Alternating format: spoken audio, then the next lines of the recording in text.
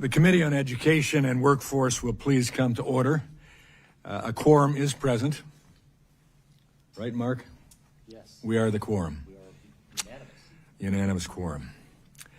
Without objection, the chair may recess the committee at any point.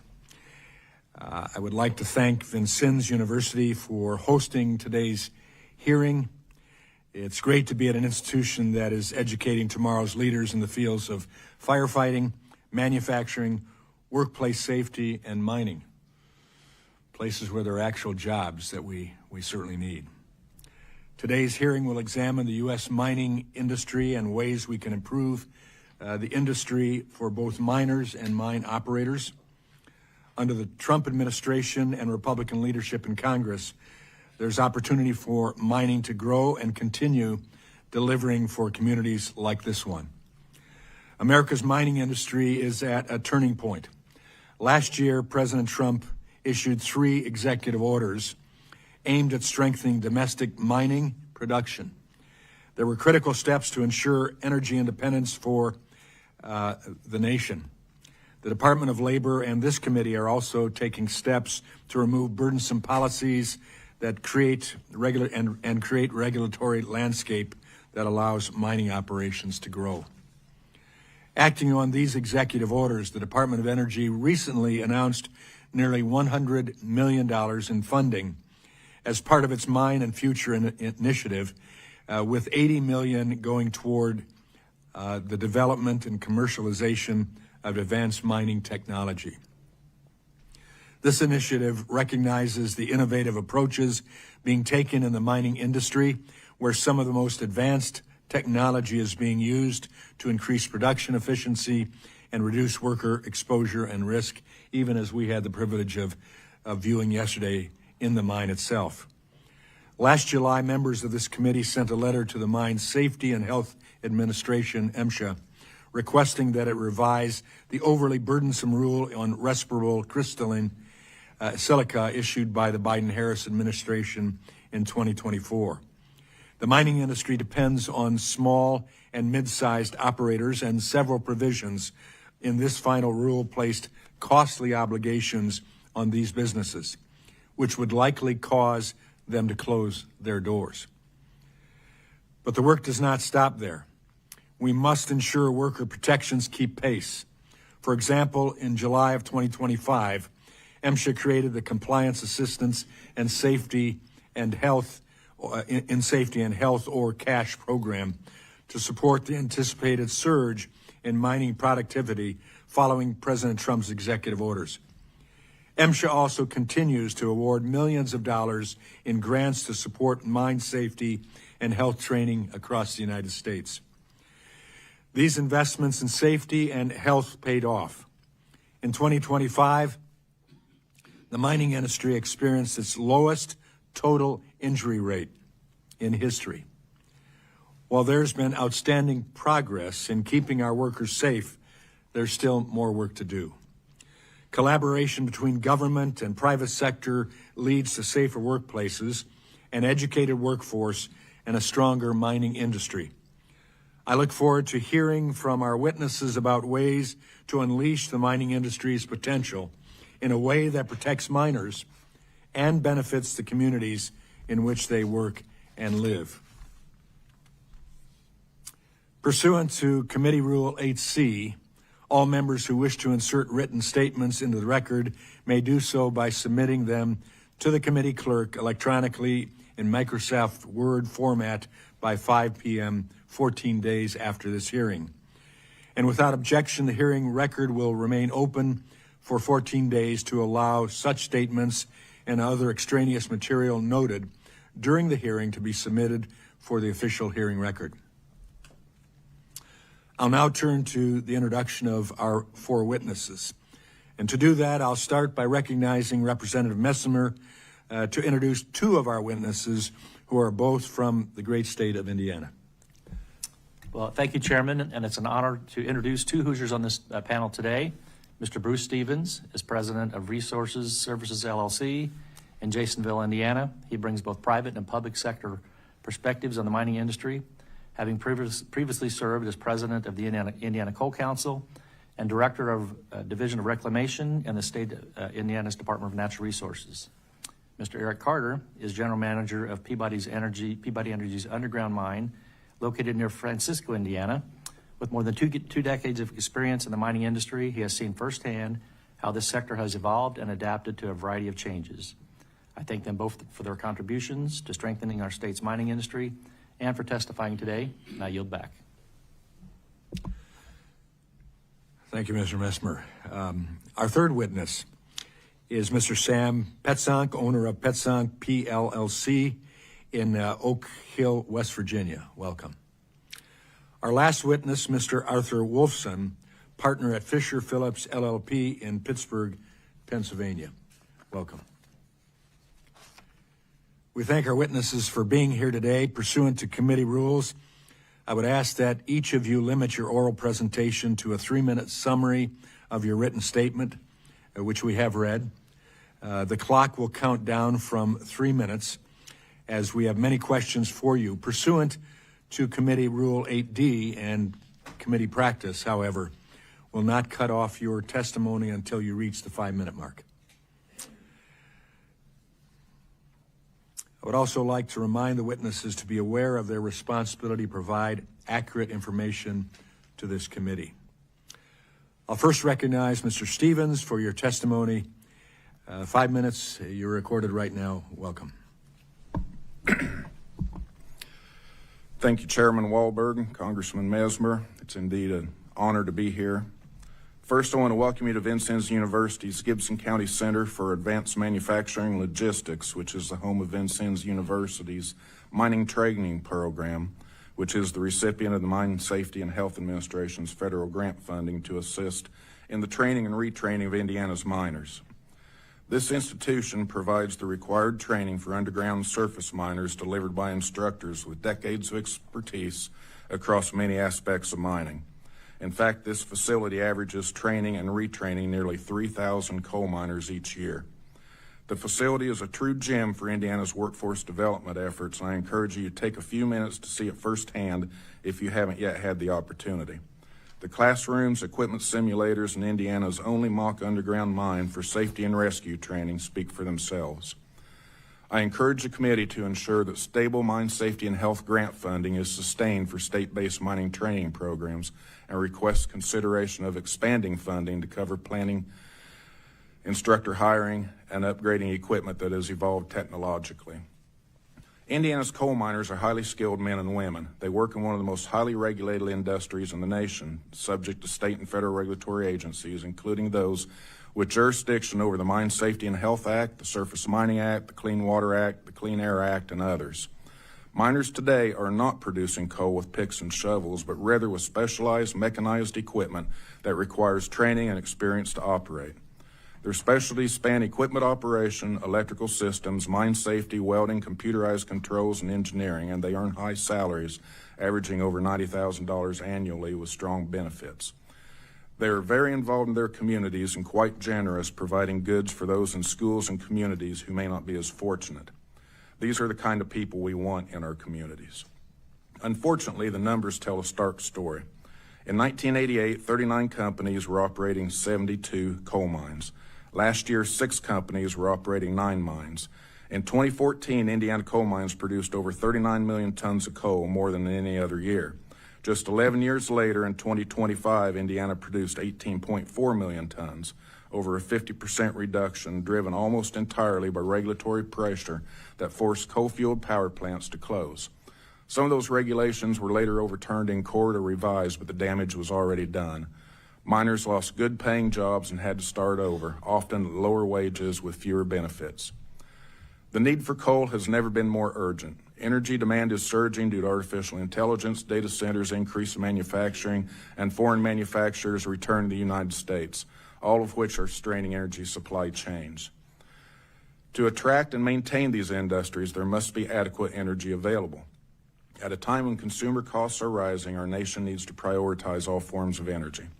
Coal is a dispatchable, storable, baseload energy source ready to power these sectors. To do so, the utilities must be given certainty that coal will remain available and supported as an energy source, and that regulatory reform will not be undone by a future administration. As Congress mandated in the Surface Mining Control and Reclamation Act in Section 102F, which directs us to assure that the coal supply essential to the nation's energy requirements and to its economic and social well-being is provided, and strike a balance between protection of the environment and agricultural productivity and the nation's need as an essential source of energy. This mandate originated in 1977 and remains as important today as when it was first written. Thank you again for the opportunity to address the committee, and I look forward to any questions you may have. Thank you, Mr. Stevens. I now recognize Mr. Carter for your testimony. Chairman Walberg, Congressman Messmer, thank you for the opportunity to testify today. My name is Eric Carter. I'm currently the General Manager for one of Peabody Energy's underground coal mines here locally in Gibson County. I'm here to testify about the experience with current available workforce and the state of education available for mining practices. In my 32 years, I've gained extensive experience with laws, policies under the Mine Safety and Health Administration and other federal state agencies. It is of my opinion that over time, education standards and certain policies under the Department of Labor have hampered the ability of mining in communities like this.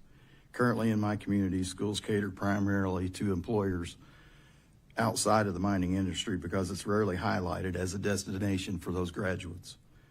We currently utilize mechanical, electrical, mining, and civil, environmental, and software engineers. Not all high school graduates will attend a college, yet the mining industry still sees opportunities ranging from general labor to managerial positions for any individual with the wherewithal to learn and progress.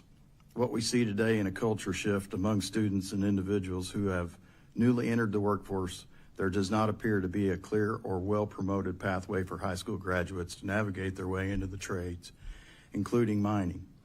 We spend a significant amount of time sufficiently training, developing new workers compared to 10 years ago. This new development time is causing problems, delays in production, as well as safety concerns. Most importantly, this kind of shift requires collaboration among the administration, Congress, state partners, and the industry to make sure there is a long-term plan to invest in U.S. mining and to build back a stronger workforce to meet demand. Policies like President Trump's executive order to prepare for high-paying skilled jobs and the Stronger Workforce for America Act, which was introduced by Chairman Walberg, are much-needed solutions to address the problems in our industry. Perhaps the most pressing challenge is one perception. A career in mining today can mean operating sophisticated equipment and managing complex logistics, working in an environment compliance, or leading teams of skilled professionals. The earning potential is among the highest available to workers without a four-year degree. And the career stability that comes with supplying minerals and energy to the American economy is considerable. Changing this public perception, starting in our schools and communities, is critical to protecting our domestic mining industry. Thank you. I look forward to your questions. Thank you, Mr. Carter. I'll now recognize Mr. Petsonk for your testimony. Thank you, Chairman Walberg and Congressman Messmer. It's an honor to be here. I'm truly grateful for this opportunity. I am Sam Petsonk. I'm a miners health and safety lawyer from West Virginia. I formerly staffed U.S. Senator Robert C. Byrd and Cart Goodwin on issues of mine safety. I'm closely familiar with the legislative history of the Mine Act and the appropriations challenges that go along with it. I've represented thousands of coal miners and their families nationwide on health, safety, and economic issues. I want to address two principal issues today. One, the crystalline silica rule that you referenced that was recently set aside by the Mine Safety and Health Administration, and two, the dangers that go along with cutting back on safety budgets, safety agencies, as we face these risks, heightened risks of mining in heavily depleted mineral basins such as Appalachia and the Illinois Basin, including Indiana. So as to the silica rule, the United States has taken 100 years to provide miners with an independently enforceable limit on highly toxic respirable silica dust. We have instituted a breathable silica dust limit for every other major category of American worker. except for the miners who face the most extreme exposures. This is a long overdue matter, I think, in the opinion of, and I see many mine workers who are here today, and working people have known these risks for 100 years. And we all have. It's been well over 50 years since CDC recommended a particular exposure limit that we still haven't put into place.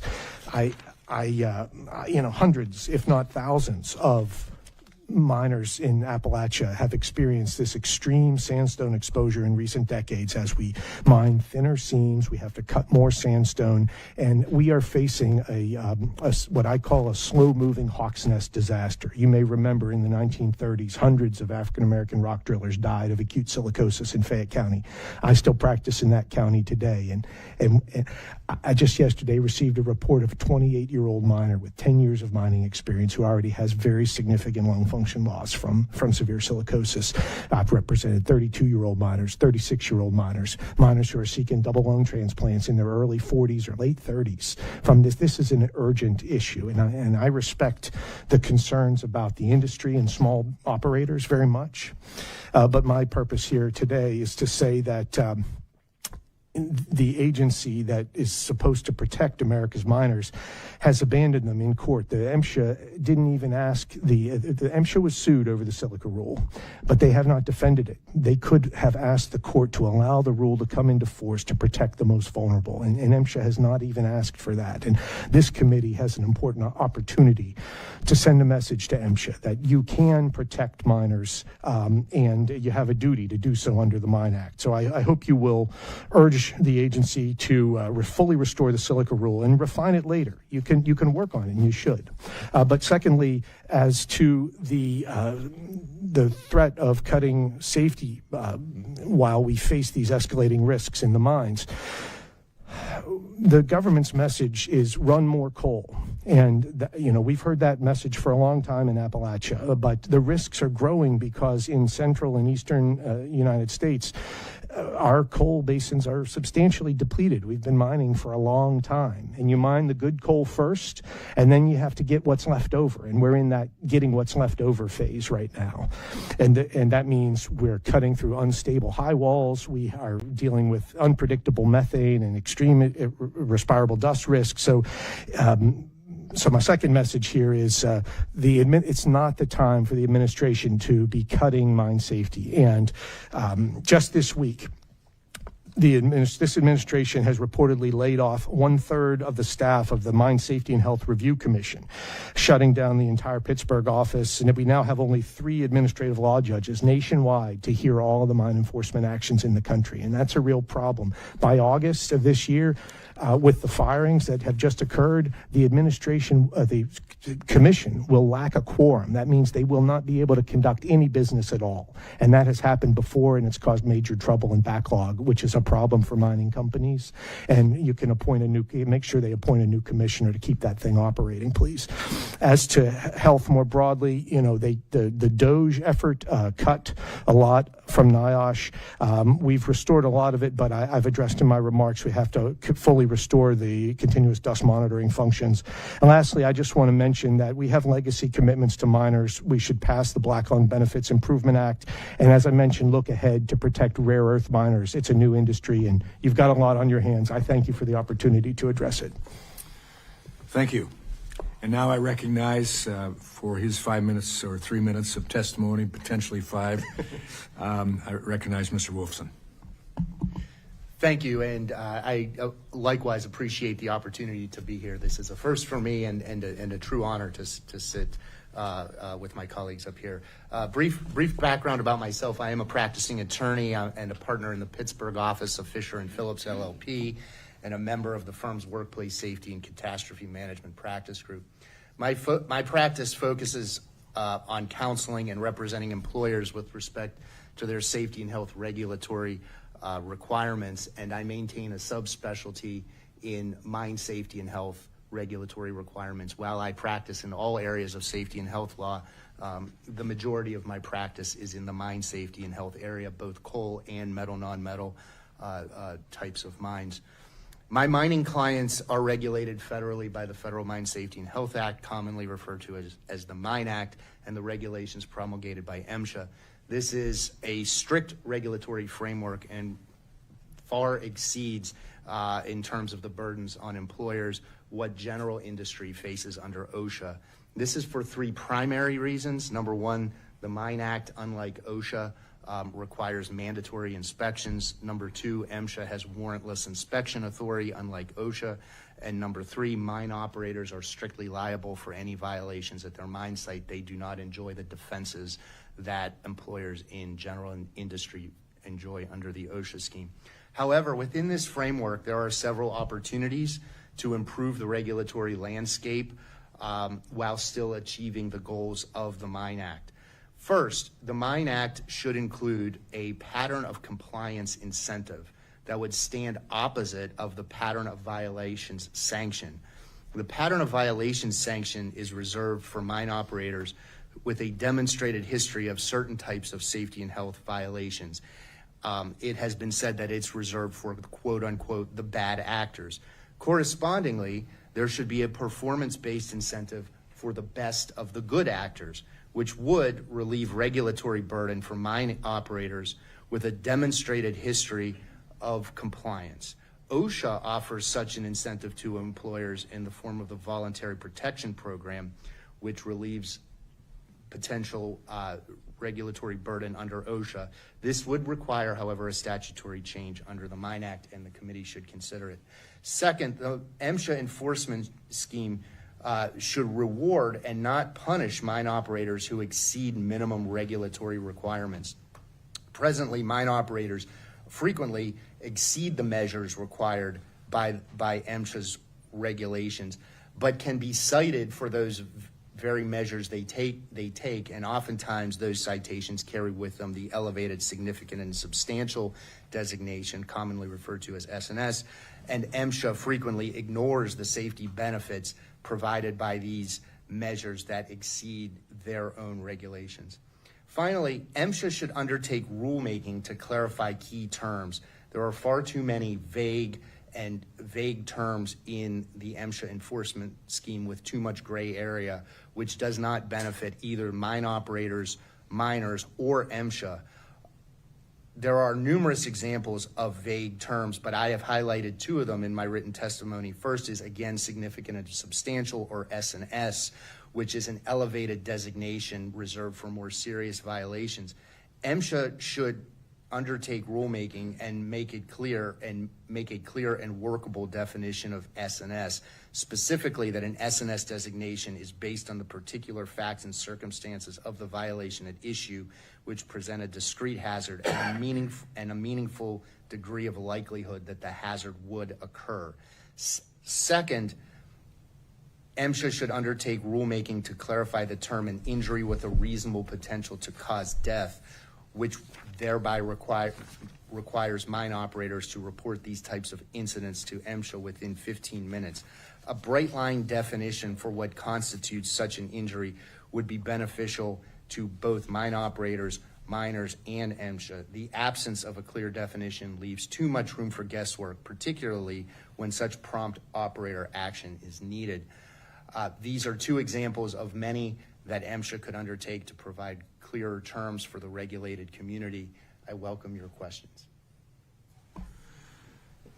Thank you for your comments. Under Committee Rule 9, we'll now question witnesses under the 5-minute rule.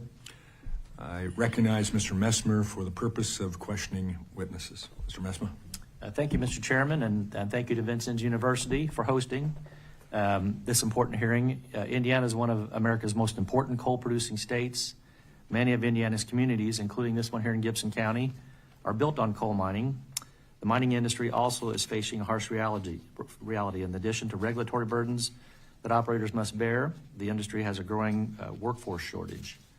Vincennes University is taking steps to address this worker shortage by training future generations of industry leaders. Workers must be equipped to meet the demands of an evolving industry. Preparing workers to perform their jobs safely and effectively is only part of the challenge. That's why safety training must be an essential component of any training program instilling a lasting culture of safety. With that, Mr. Stevens, you mentioned the many companies providing goods and services in the mining industry in your testimony. Can you explain what type of companies these are and how they impact and rely on the coal mining industry? Certainly, thank you for the question. It was mentioned I was president of the Indiana Coal Council for a number of years. That was a trade association for the coal industry here in Indiana. We had about 100 members, sometimes over 100 members. 8 or 10 of those were producing members. A couple of them were large reserve holding members. 90% of them were companies that provided goods and services to the industry. With the decrease in the number of mines, the decrease in production, those companies have been harmed. They are companies such as equipment and repair are very large ones, transportation, both over the road and railroads, materials for the mining industry, such as the roof bolts and cribbings and conveyors and such, belting that you all saw yesterday. Another thing is that last year there were coal mines only in 6 Indiana counties. In 1988, they were in 13 counties. So there were a lot more companies providing goods and services.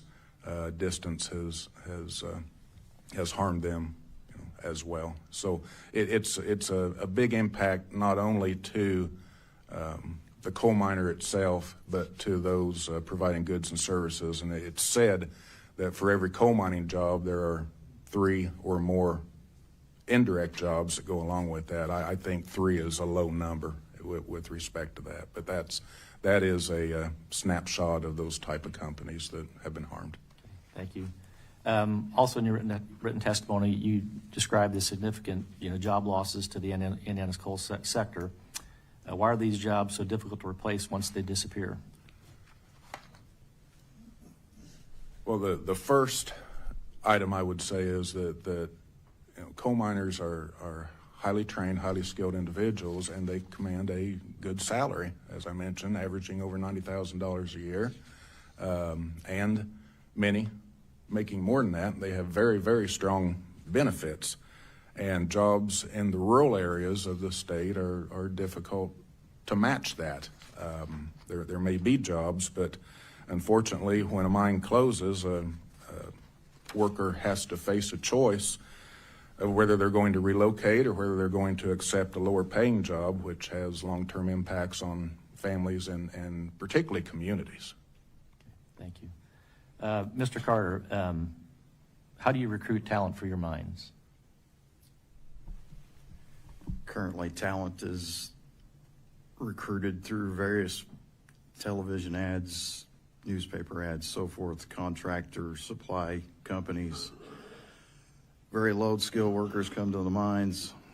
They go through extensive training programs that are required by MSHA as well as our organizations. So the experience of skills required in today's workforce, it's highly required for the mining industry, but workers that are trained in other fields can easily adapt to the mining industry with their current and skill level.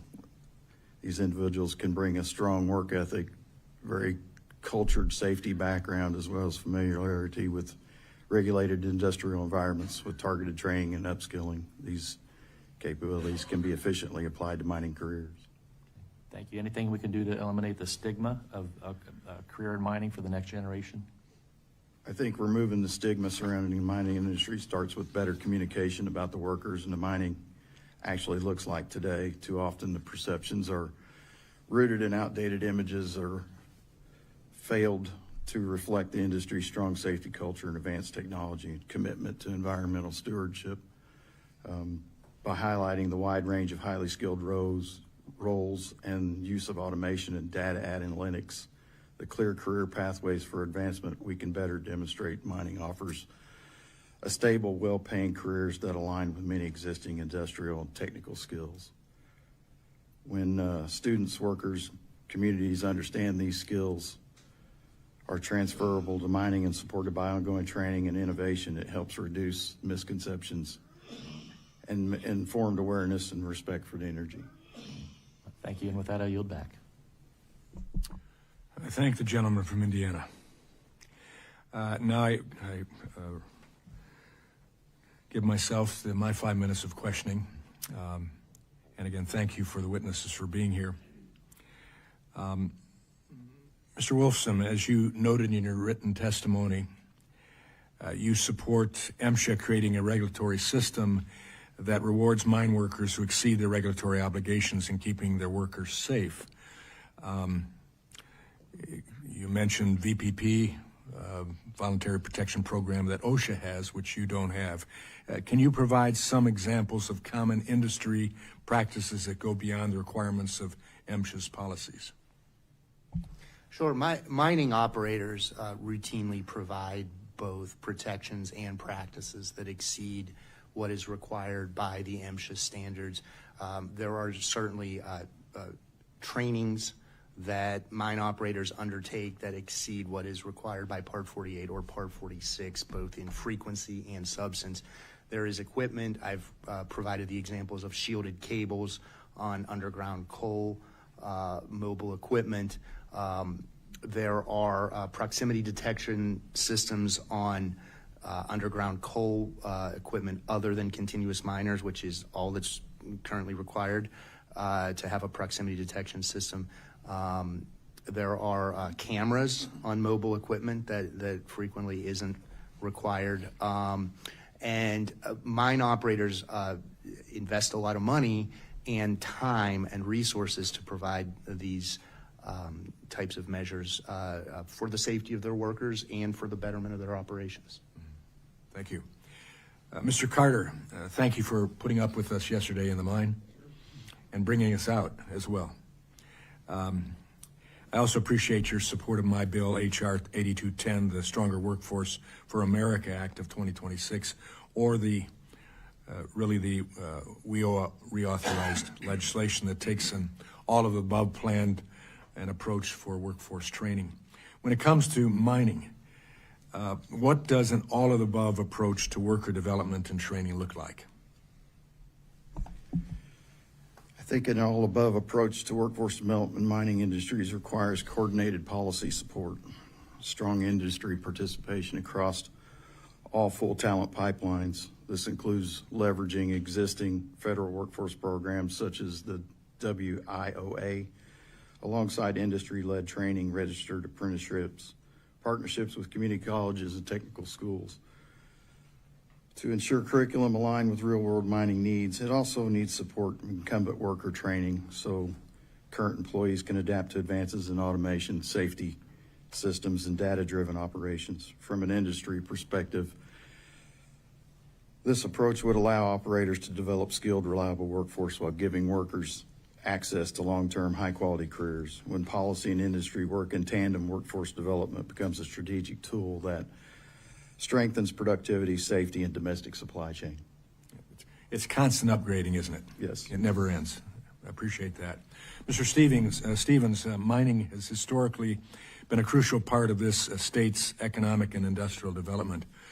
What role should the government play in partnering with the private sector to sustain mining industry's economic importance and long-term stability? Yeah, thank you, sir. As I mentioned, this facility is a real testament to the partnership that the federal government can have with learning institutions. It plays a very critical role with funding, such as MSHA's training grant, which Vincennes University receives annually. What is necessary is some stability going forward. There needs to be stable multi-year funding. So training programs, which you will see if you have not already, there is a lot of equipment. There's a lot of needs. There's the need to hire competent instructors and such. So stable multi-year funding would be very welcome. And then there's also opportunity for apprenticeships in mining.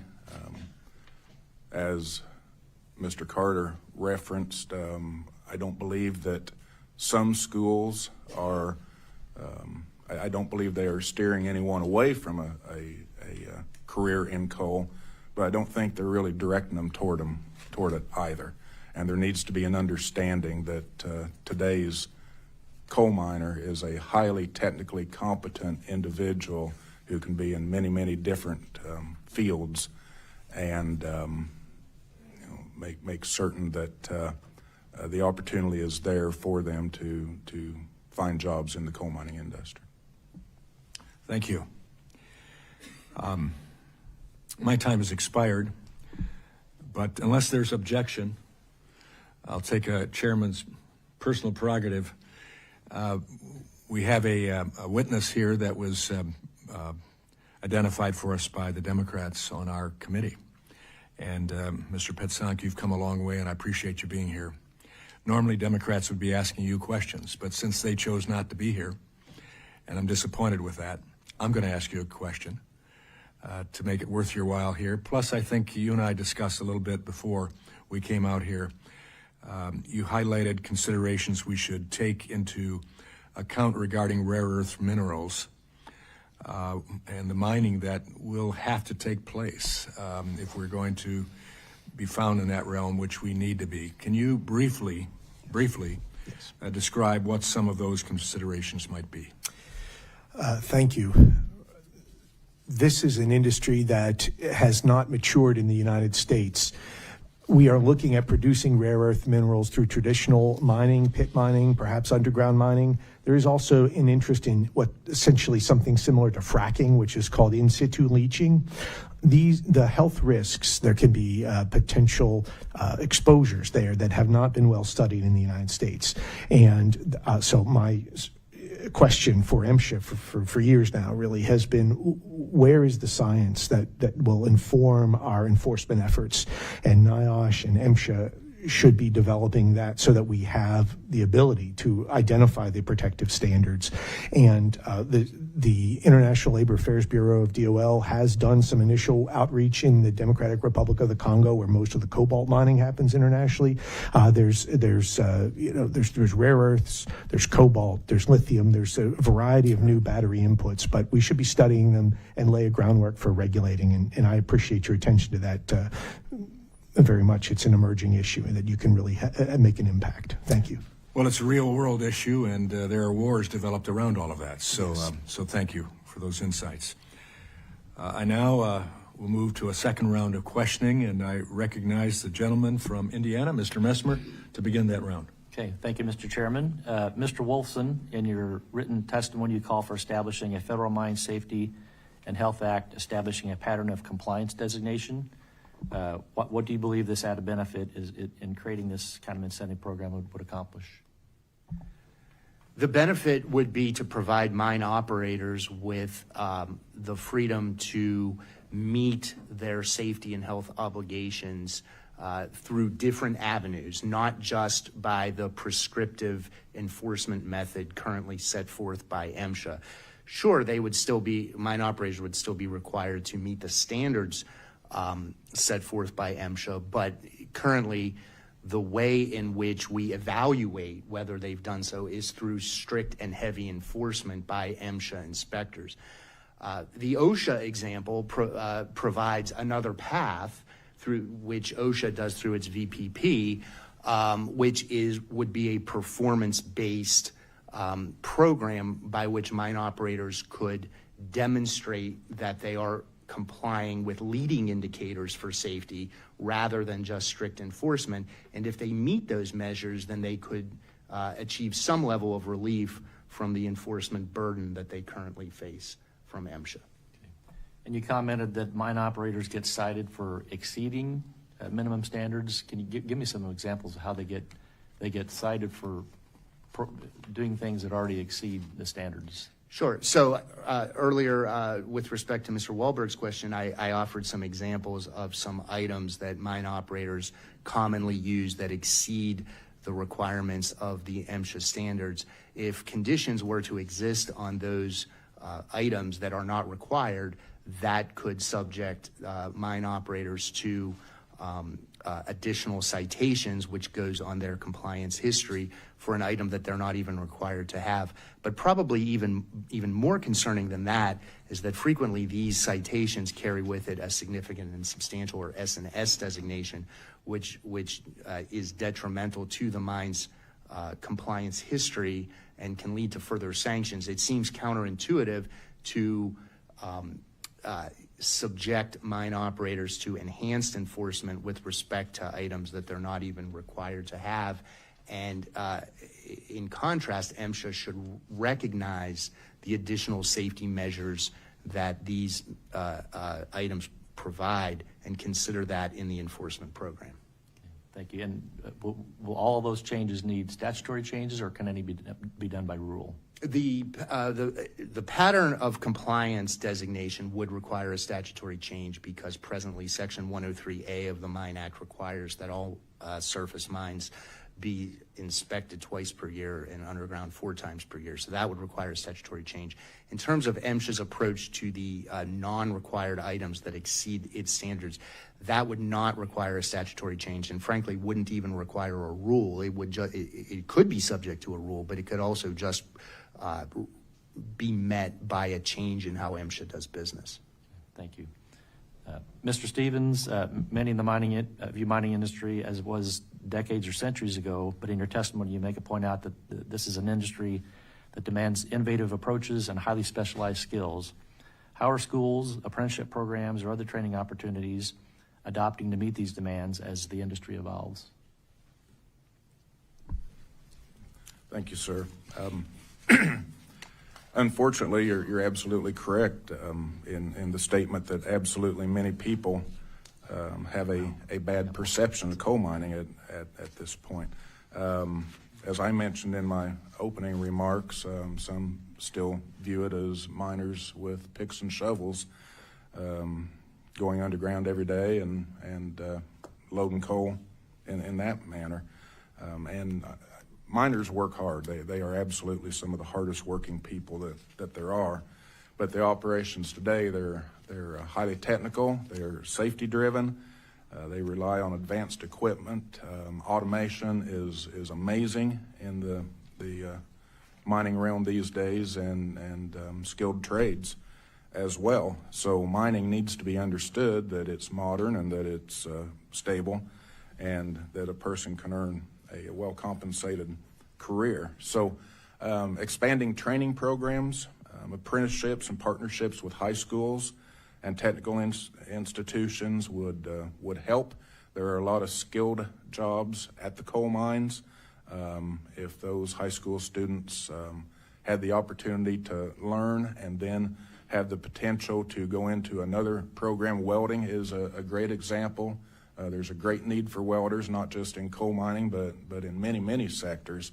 A high school student with a background in welding could come to Vincennes University, which has an excellent welding program as well, and continue to learn their skill, or they could go straight to the mine and learn their skill there. So we really do need to focus on changing the perception, and there needs to be an emphasis in schools that there is still a career path in coal mining and aggregate mining, other forms of mining as well. Thank you, and with that I yield back. Thank the gentleman. Mr. Stevens, returning to you, while we're discussing workforce development and workforce safety, there are dozens of other policy areas that also have a large impact on determining the success of mining industry, such as investing in technology, infrastructure, permitting reform, tax incentives, and we could go on and on. What policies and initiatives such as these would have the greatest effect in expanding and improving mining operations? Yes, thank you. Consistent regulatory frameworks. Define consistent. No, don't do it. I'd be here all day, wouldn't I? Are of much importance. There absolutely has got to be certainty going forward. Permitting reform, which was mentioned, that is of huge importance. The goalposts can't be moved. There has to be consistency. When an applicant goes with the same type of application for the same area, the things don't need to be changed from application to application. There needs to be specific time frames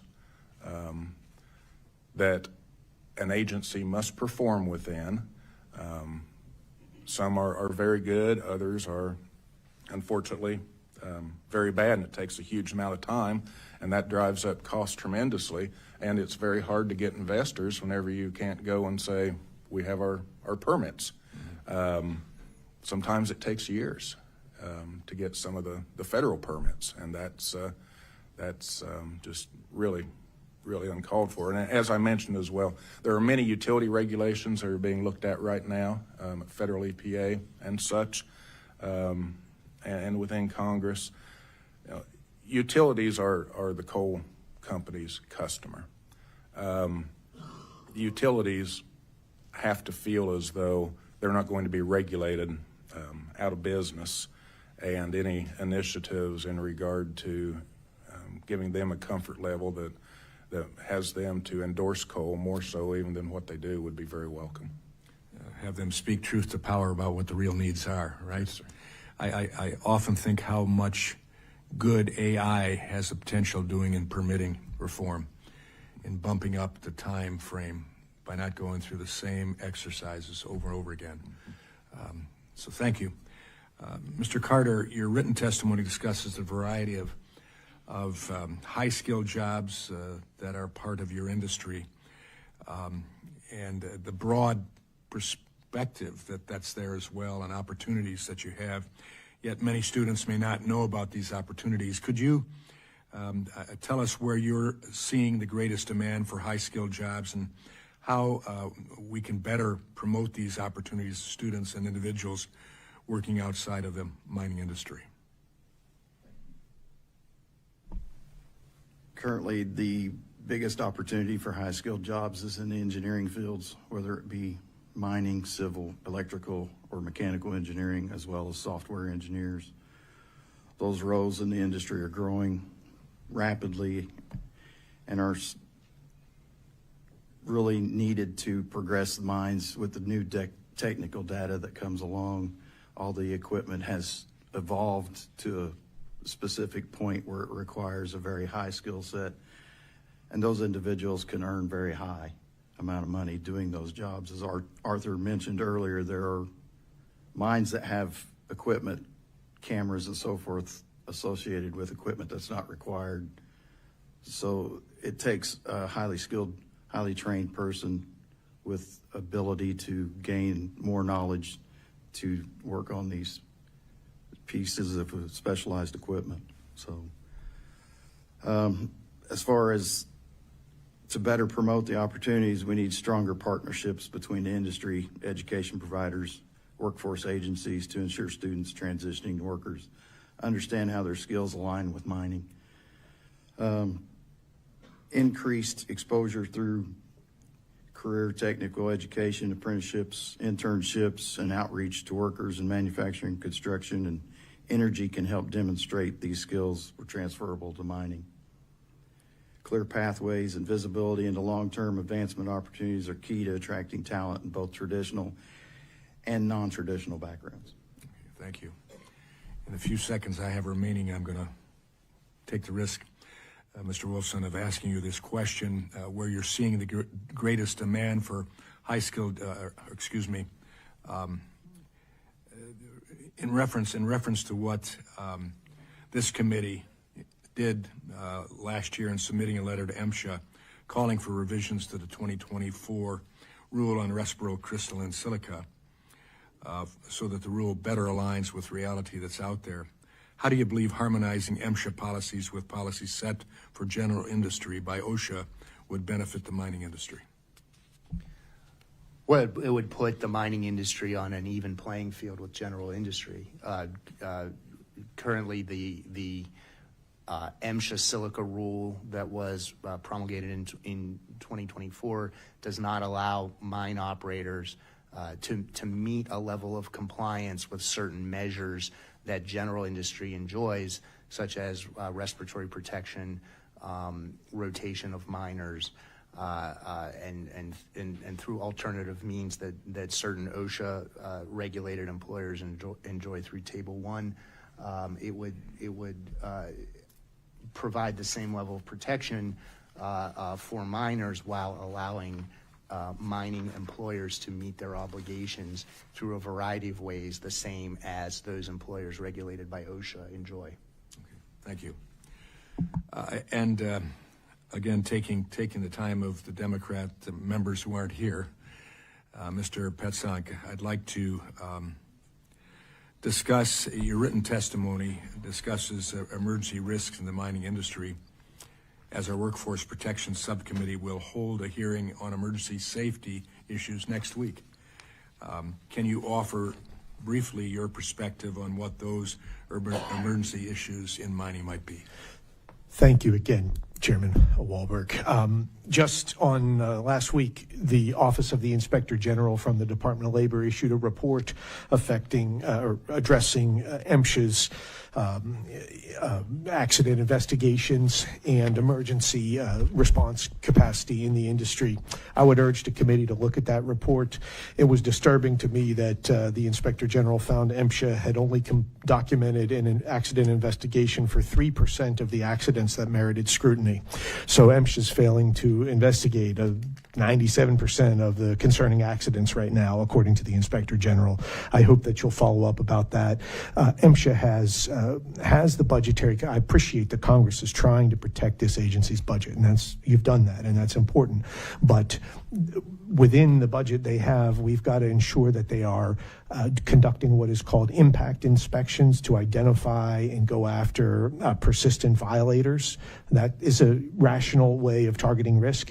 And also there's an internal auditing process to ensure that accidents are accurately reported. We'd like to see more internal auditing within MSHA to ensure that accidents and illnesses are accurately reported. So looking at the Inspector General's report would go a long way, and if you could ask the agency to focus on sustaining its impact inspections and its what are known as Part 50 audits to ensure accurate reporting. Those are all good practices I think would benefit the industry. Thank you. I appreciate that. Thank you. Seeing that the time for questioning has expired, I'd like to thank all the witnesses again for testifying before the committee today. I'd like to thank the audience for being here as well. We don't do these field hearings just so we can be away from home in our districts. You're in your district, but had other members come, including myself, we were away from the district. But these are crucial issues we really want to address. And that's why we have a bipartisan effort to do that very thing. We're not trying to hide anything in this process. We respect the mining industry. I think Representative Messmer and I both will say that very strongly. Both having been in mines around this country and now most recently here in Indiana, it's crucial that mining not simply be sustained, but given a future that it advances and increases. And we talk about rare earth minerals, we talk about hard rock mining, but I, for one, believe having a huge coal-fired plant in my district, second largest in North America, on Lake Erie, that's producing power even during polar vortexes. I'm not sure if you get that down here, southern Indiana, but we sure do in Michigan. To have weeks and weeks of coal piles there ready to be useful, to providing energy for all of the resources that need energy is important. We intend to keep looking into this issue.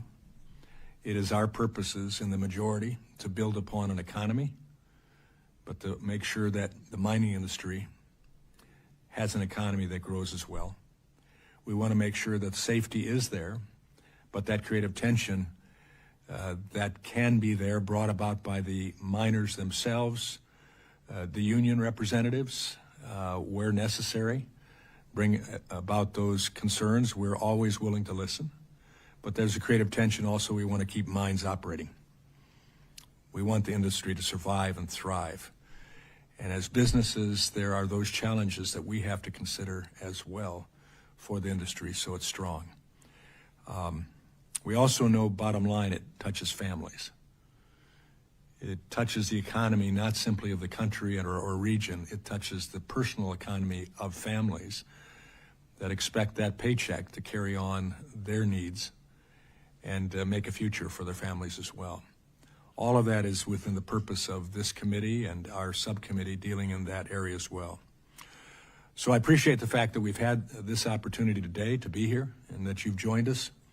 I want to say a special thank you to Vincennes University for giving us a great space here. And now we look forward to a virtual experience of mine safety training as well. That is very uniquely located here. We thank Peabody Mining Operations for giving us real-world opportunity. Though I'm not sure you're ready to hire, well, maybe to hire Representative Messmer. And that's another thing, to have a member of my committee who actually comes from a district that has significant mining operations across the spectrum is very important. I think we have one Democrat member who has significant mining operations that we wish could have been here as well to represent. And maybe in the future we can make that happen. But we appreciate being in your district, the hospitality you've given, and the pounds I put on with good food from your district as well. With that, having no further business to be heard at this time, the committee stands adjourned.